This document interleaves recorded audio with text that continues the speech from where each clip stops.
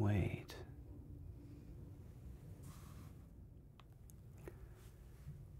Just wait a moment. Hey, no. Look at me. This is not how we start a session. No. Absolutely not. No. Sit. Sit down. Look at me. Good. Good. That's a start. Hey. Hey now. Look at me. We've been doing this for a while. Yes. I always enjoy seeing you. Yes. I think we're seeing improvement, don't you? Be honest. Okay, now, as always, before we jump in, we need to set the table for a positive session, don't we? That's right.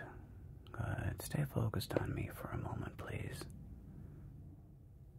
That's right. And I want you to visualize yourself in a deeply relaxed state. What would that look like? Would you be sleeping? Would you be meditating? Where would you be? Describe it for me. That's right. Good. Be specific. Good. The more specific you can be, the more effective. Because as you are describing the scene to me, it forces your body, your mind, to be present. You're describing something right now to me. Therefore, you're not in a mind-projected future. Yeah, you're not living in the wreckage of your future, which, believe me, everybody does. It's unavoidable. So, where are you right now in nature? Describe it to me.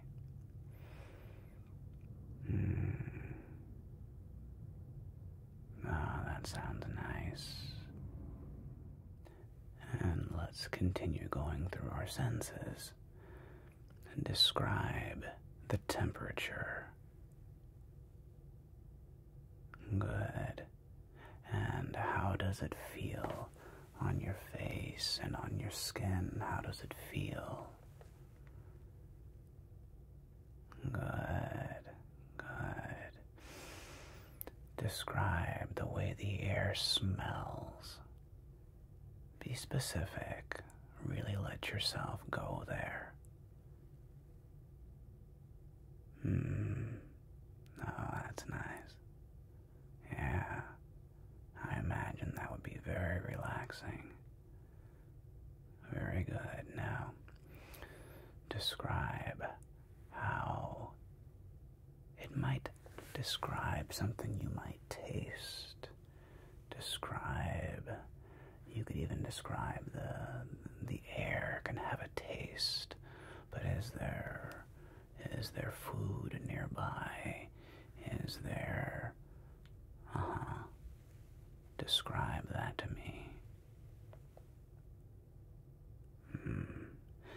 And why is that so soothing to you? Good. Okay.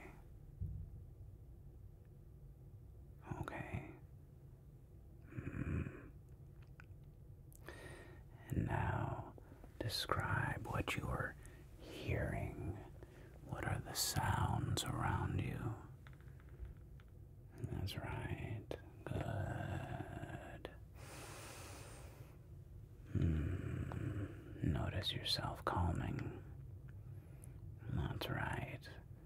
As we bring ourselves and we pull ourselves into the present moment. Look at me. Focus on me. Stay with me right here. As we ground ourselves before we begin a session.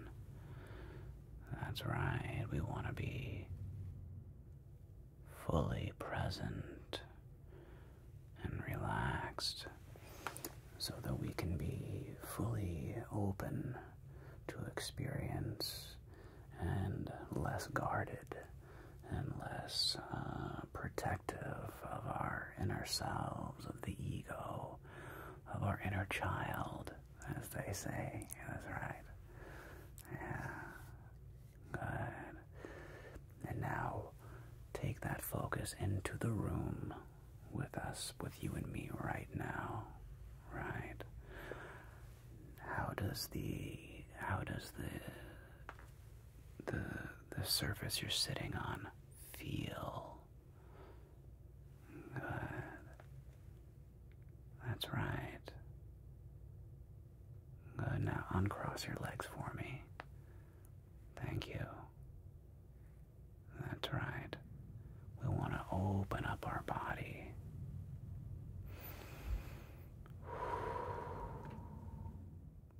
We want to allow our thoughts and our emotions to flow in and flow out. That's right. Roll your shoulders back for me. Do a little shoulder roll, just like that. Good. And one more time, give me a little shoulder roll back, just like that. Good. And feel yourself. The weight of yourself in the chair, on the couch. Feel that and just notice it and get present to it. That's right. Good job. Okay. And now we're going to count down from 10. And with every number, we are going to get more relaxed and more focused and even more present, so that this session is going to be powerful, useful, informative. Yeah. It's going to be caring and kind. Yes. Perfect. Now, count down and we breathe between numbers with a 10. 10. 9. 8. 7. Relaxing. 6. Relaxing. 5. Fully focused. 4. Right here. 3.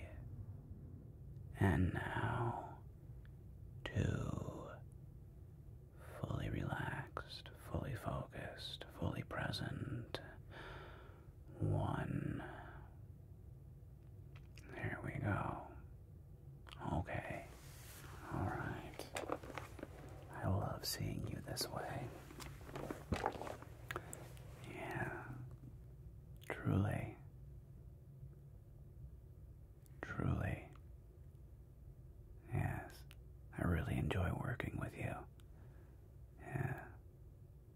No, I don't think you're stubborn or annoying or anything like that. No, not at all. Not at all. Hey, we all have work to do. Even therapists have therapists. And the beauty of life is that we're never done self-examining. You know, that's not how self-examination works. There's never going to be a time when you or I will be the Buddha sitting by the side of the river, having achieved total enlightenment, and nothing will ever upset us again. No, no. But we do get to experience life, and we get to make it what we want. Yeah. We get to cause and have experiences, and we get to decide how we respond. We don't always have the chance or ability to control our reactions necessarily, but we can learn and practice controlling our emotions, our anger, our anxiety, our depression, all of these things. So, tell me, what's on your mind?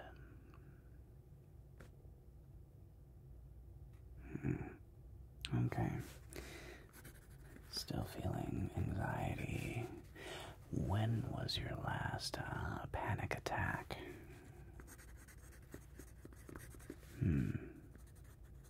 Okay. Did you notice anything that may have specifically triggered it? Or did it seem almost random, like it just happened to you? Got it, sure. Okay.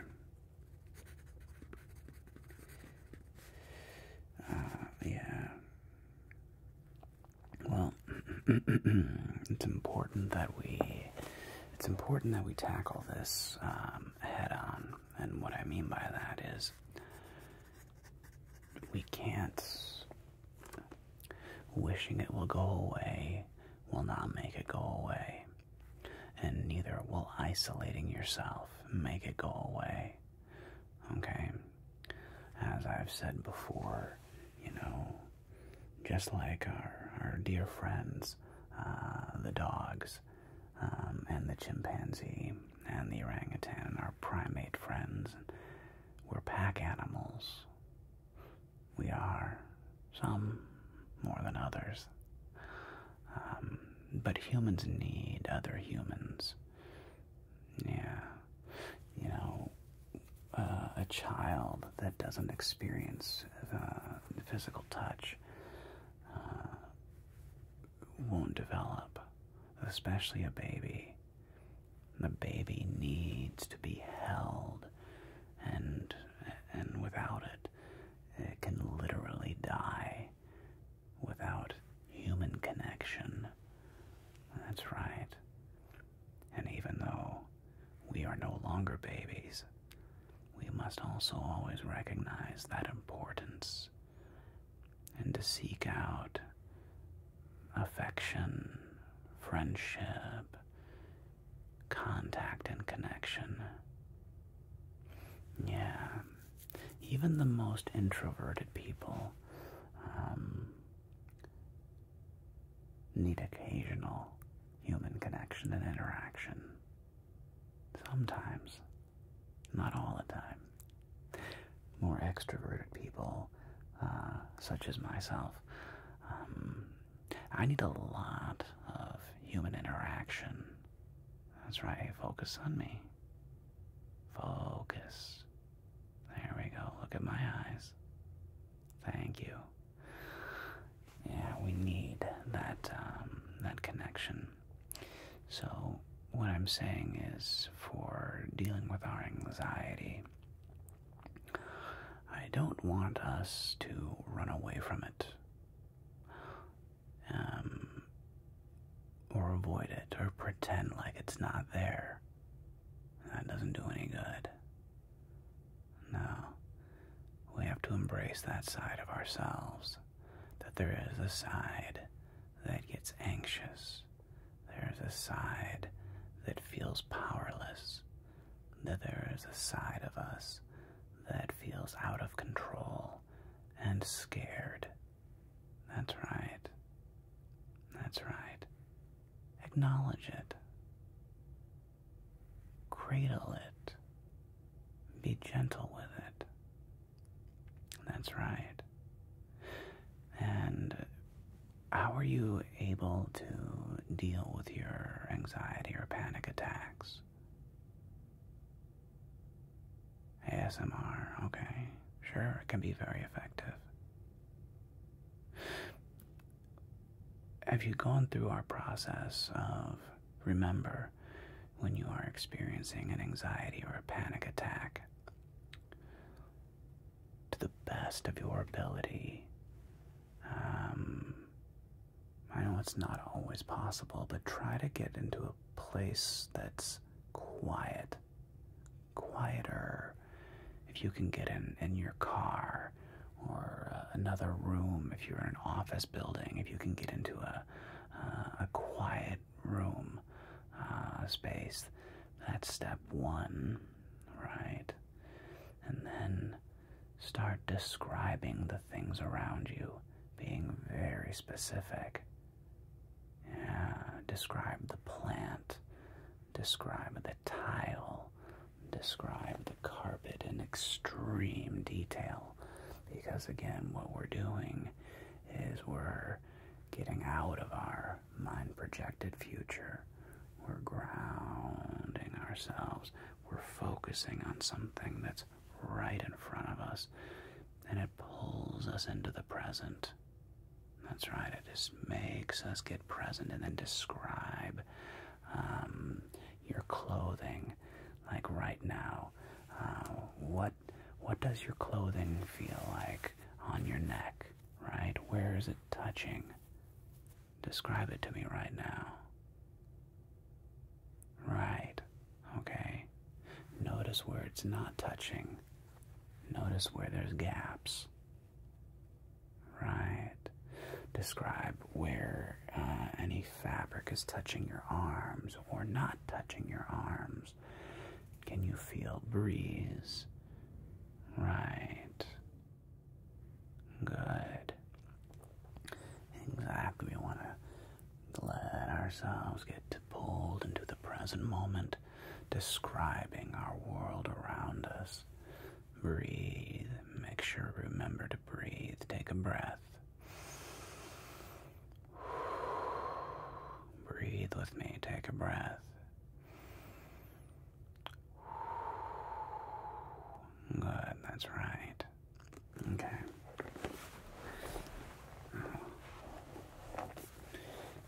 And what are you doing right now for exercise?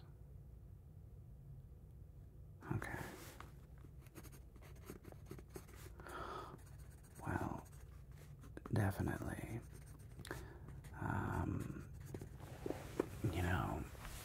One of the most powerful tools we have, well, there are several that are very powerful tools in dealing with anxiety and depression. Number one is probably sleep. Okay? Getting sleep is extremely important. That's right. I want you to be going to bed at the same time every night, even on the weekends, and waking up at the same time every day, even on the weekends. I want you to train your body to have a very regular sleep schedule. And look, we all have to work on this. It takes rigor. It takes discipline. That's right. Okay.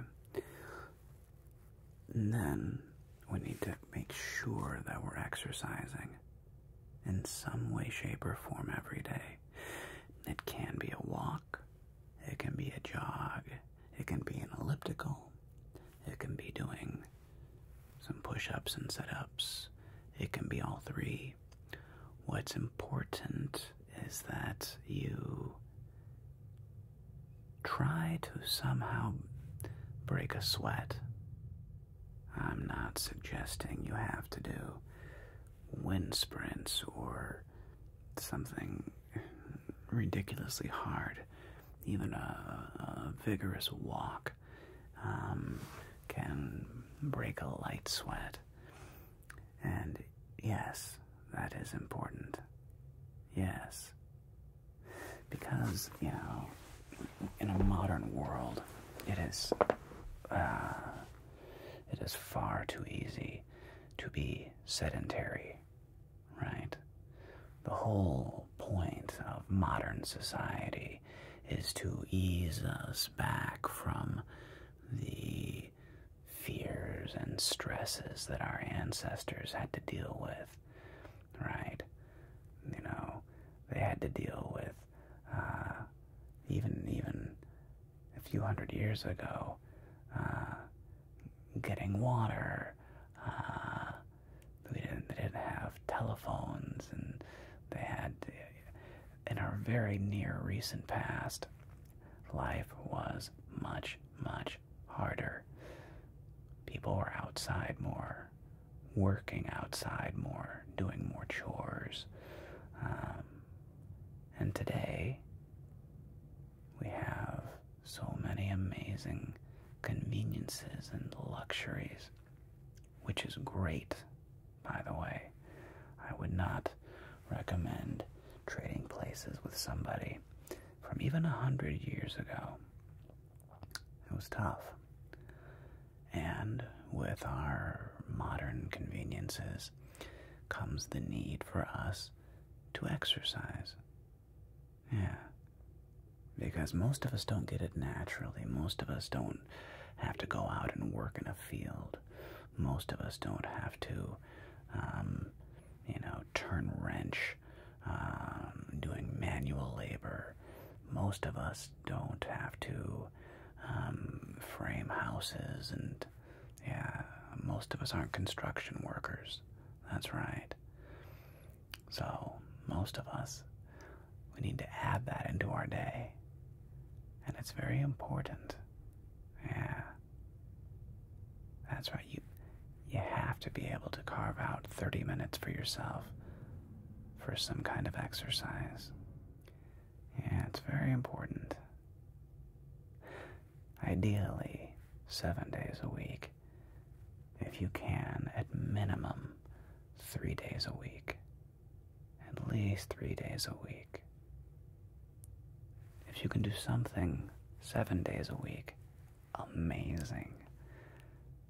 Yeah, but I really want you to work on at least 3 days a week having some kind of breaking a sweat. Yeah. Can you do that for me? Look at me. Can you do that for me? Yeah, I think you can. I think you can. Good. And, of course, I always like to ask,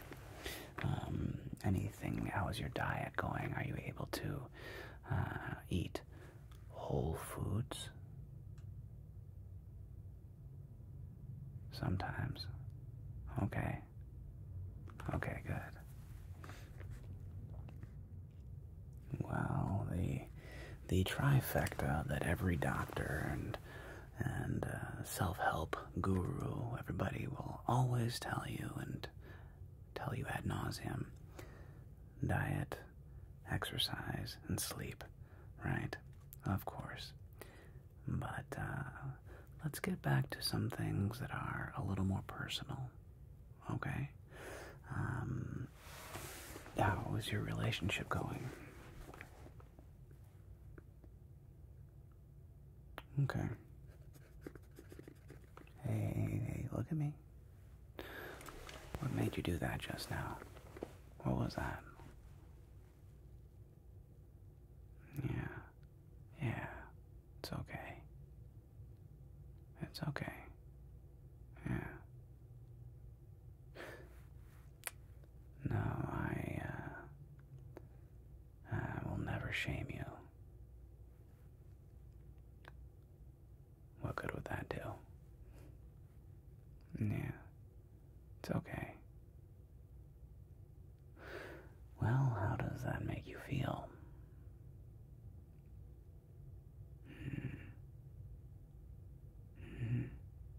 Mm-hmm. Yeah. Yeah, I get that. I do. Well, you know,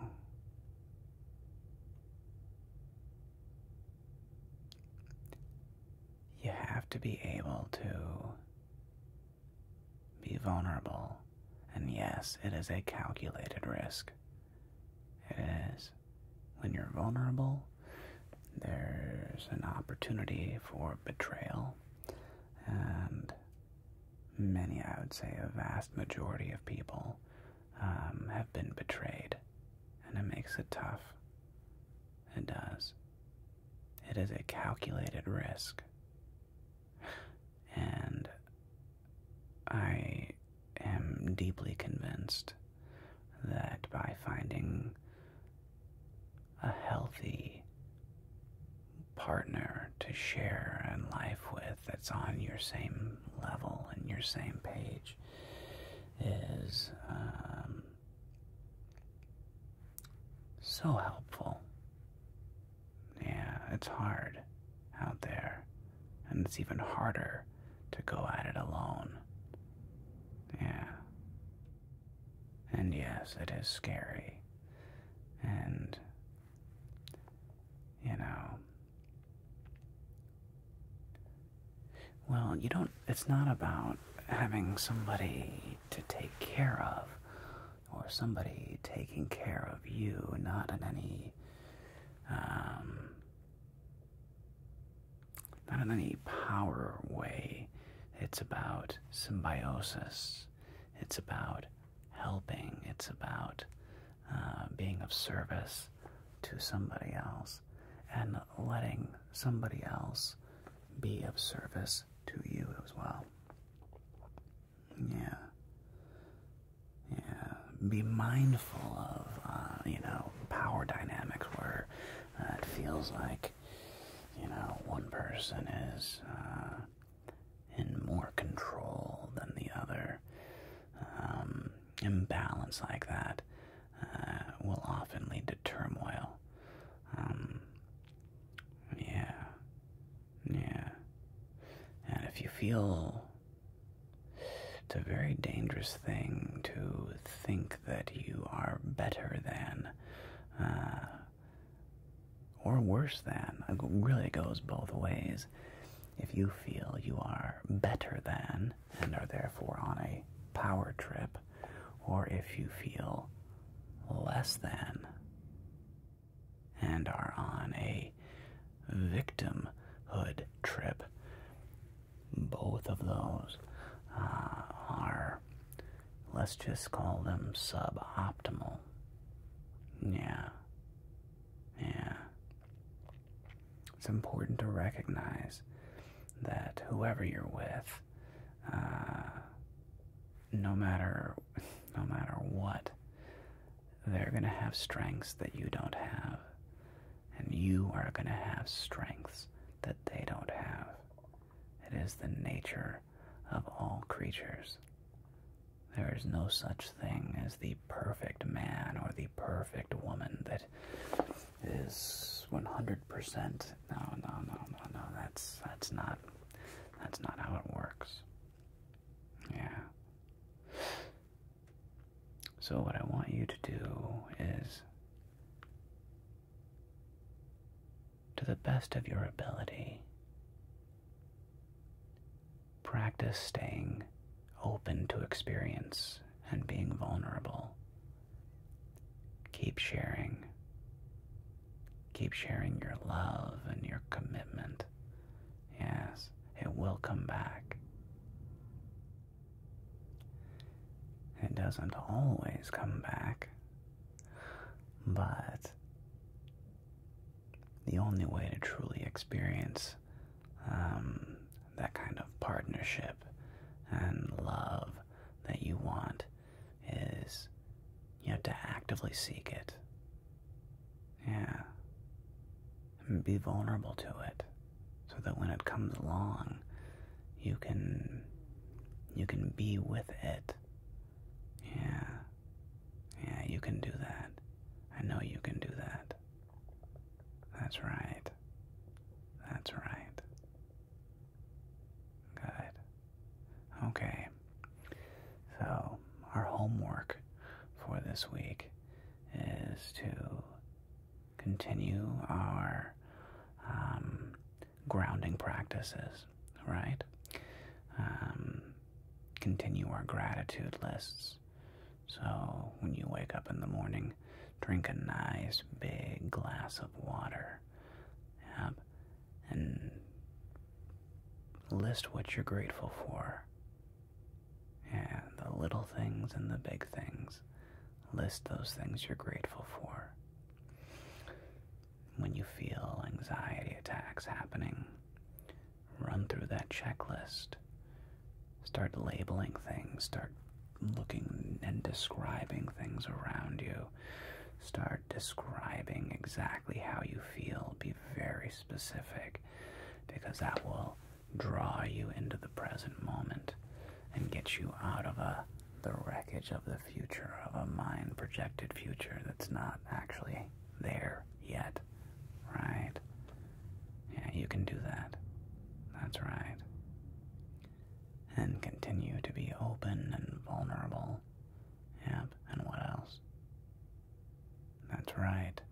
Go to sleep at the same time every night and wake up at the same time every morning and get some exercise.